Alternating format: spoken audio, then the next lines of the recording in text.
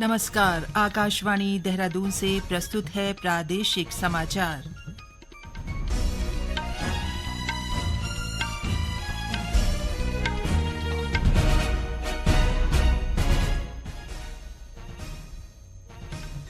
पहले मुख्य समाचार। केंद्रीय मंत्रिमंडल ने 2,817 करोड़ रुपए के डिजिटल कृषि मिशन को मंजूरी दी। राज्य सरकार ने नैनीताल के कालाढूंगी में पंचक्की चौराहे से कमलवा गांजा तक की 8 किलोमीटर से अधिक लंबाई की नहर कवरिंग को स्वीकृत किया। मसूरी गोलीकांड की 30वीं बरसी पर मुख्यमंत्री ने शहीद राज्य आंदोलनकारियों को श्रद्धांजलि दी।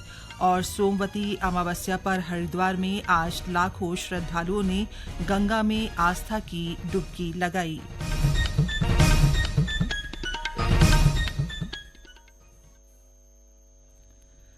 समाचारों के साथ मैं पंकज सनवाल खुलबे। और अब समाचार विस्तार से। केंद्रीय मंत्रिमंडल ने कुल 2,817 करोड़ रुपए की लागत वाले डिजिटल कृषि मिशन को मंजूरी दे दी है।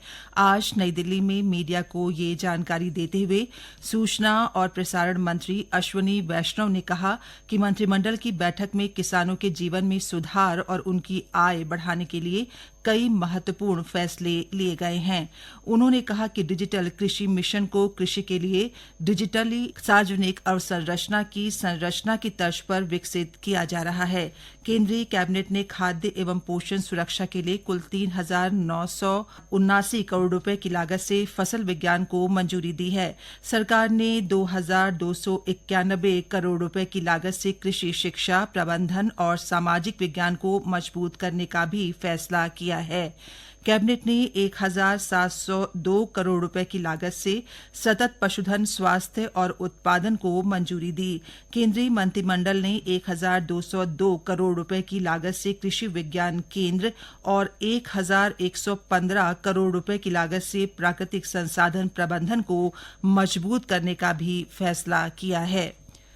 नैनीताल के कालाढूंगी में पंचक्की चौराहे से कमलवा गांजा तक की 8 किलोमीटर से अधिक लंबाई की नहर कवरिंग को राज्य सरकार ने स्वीकृति दे दी है।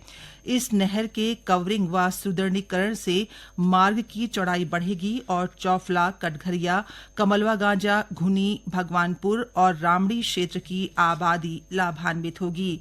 कॉलटेक्स पंचक्की से लेकर चौफुला कटघरिया तक नहर कवरिंग और मार्ग का चौड़ीकरण करने से ये मार्ग एक 2 लेन बाईपास के रूप में कार्य करेगा। इससे नैनीताल से Delhi, Dehradun via Bajpur, Ramnagar, Corbett National Park के लिए आवाजाही करने वाले यात्रियों को फायदा मिलेगा। इससे हल्द्वानी शहर में यातायात घनत्व को कम करने में भी सहायता मिलेगी। देहरादून में मुख्य सचिव राधा रतूड़ी की अध्यक्षता में इस नहर की कवरिंग के निर्माण कार्य के प्रस्ताव को व्यय वित्त समिति की बैठक में अनुमोदित किया गया। मुख्य सचिव ने इस योजना को गुणवत्ता के साथ तय समय के भीतर पूरा करने के निर्देश दिए हैं। करीब 12.5 करोड़ रुपए की लागत से बनने वाली इस योजना के निर्माण की अवधि 1 वर्ष प्रस्तावित की गई है। योजना के निर्माण के दौरान भूमिगत जल रिचार्ज और पौधारोपण पर विशेष रूप से ध्यान देने के निर्देश दिए गए हैं। प्रधानमंत्री नरेंद्र मोदी ने आज नई दिल्ली के पार्टी मुख्यालय में भारतीय जनता पार्टी की सदस्यता अभियान की शुरुआत की। श्री मोदी को भाजपा अध्यक्ष जगत प्रकाश नड्डा ने पार्टी की सदस्यता का नवीनीकरण प्रमाण पत्र सौंपा। सदस्यता अभियान के दौरान भाजपा अपने साथ नए सदस्य जोड़ेगी और पार्टी के मौजूदा सदस्यों की सदस्यता का नवीनीकरण किया जाएगा। ये अभियान आज से 10 नवंबर तक चरणबद्ध तरीके से आयोजित किया जाएगा। सदस्यता अभियान का पहला चरण इस महीने की 25 तारीख को संपन्न होगा। भाजपा का चुनाव वाले राज्यों और केंद्र शासित प्रदेशों को छोड़कर पूरे देश में अपने सदस्यता अभियान के हिस्से के रूप में कम से कम 10 करोड़ नए सदस्यों की भर्ती करने का लक्ष्य है। उत्तराखंड में भाजपा के सदस्यता अभियान की शुरुआत कल से होगी। अभियान की शुरुआत भाजपा प्रदेश अध्यक्ष महेंद्र भट्ट, मुख्यमंत्री पुष्कर सिंह धामी को सदस्यता दिलाने के साथ होगी। जल शक्ति मंत्रालय की ओर से उत्तराखंड के लिए नामित केंद्रीय नोडल अधिकारी रंजीता रश्मि अपने 3 दिवसीय दौरे पर आज चंपावत पहुंची। इस दौरान उन्होंने जिले के विभिन्न स्थानों का भ्रमण कर जल संरक्षण के तहत हो रहे कामों का निरीक्षण किया। उन्होंने शारदा के आसपास के क्षेत्र का निरीक्षण किया और बस्तिया गांव में वन विभाग की नर्सरी के निरीक्षण करने के साथ ही महिला समूह के महिलाओं के साथ बैठकर उनके द्वारा किए जा रहे कार्यों की जानकारी ली। नोडल अधिकारी के साथ तकनीकी दल भी चंपावत पहुंचा है, जो क्षेत्र में हो रहे कार्यों का निरीक्षण करेगा। अपर मुख्य सचिव आनंद बर्धन ने आज सचिवालय में spring and river rejuvenation authority से संबंध विभिन्न तकनीकी संस्थानों के साथ बैठक की। इस दौरान उन्होंने जल स्रोतों और नदियों के पुनर्जीवीकरण के लिए दीर्घकालीन और व्यापक योजना तैयार कर इनकी निगरानी और रखरखाव के लिए भी प्रावधान करने को कहा।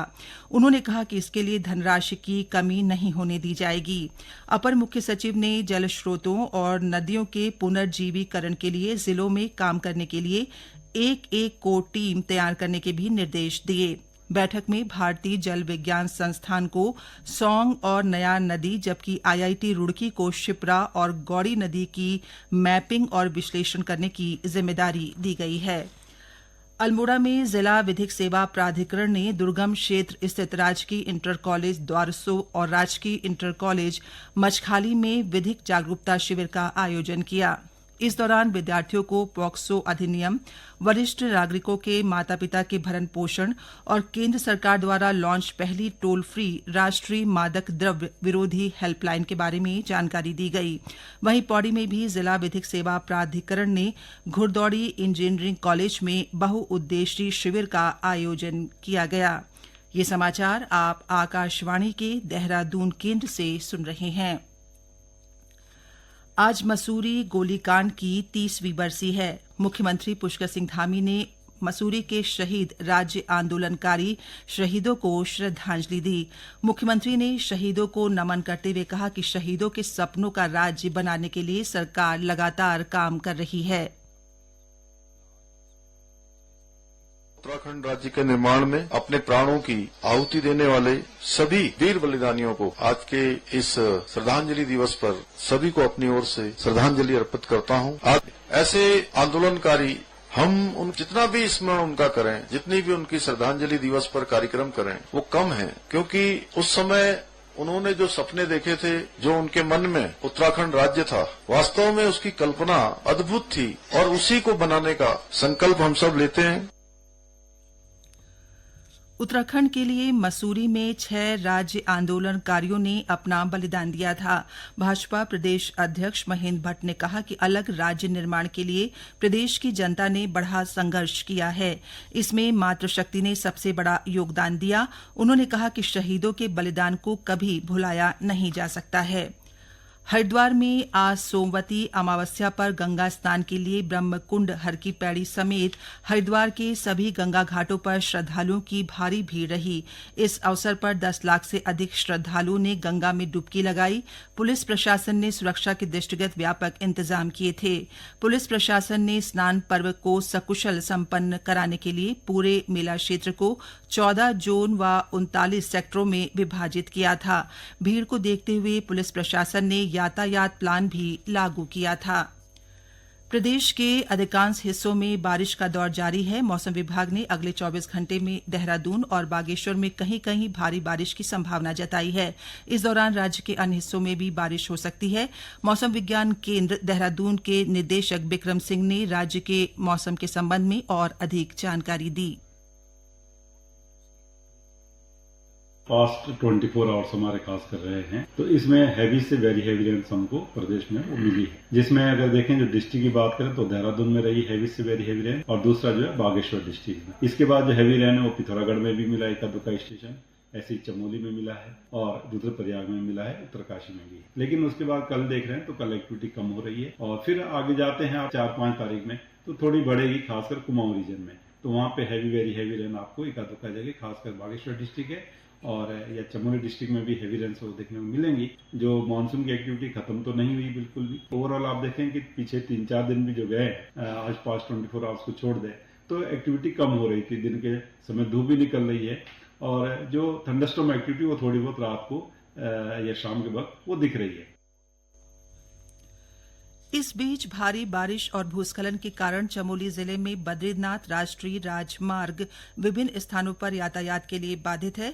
वहीं जिले में हुई भारी बारिश से कर्णप्रयाग विकासखंड के सिमली बाजार में 11 घरों और 6 दुकानों में मलबा घुस गया। आवासीय भवनों और दुकानों से मलबा हटाने का काम जारी है। अंत में मुख्य समाचार एक बार फिर।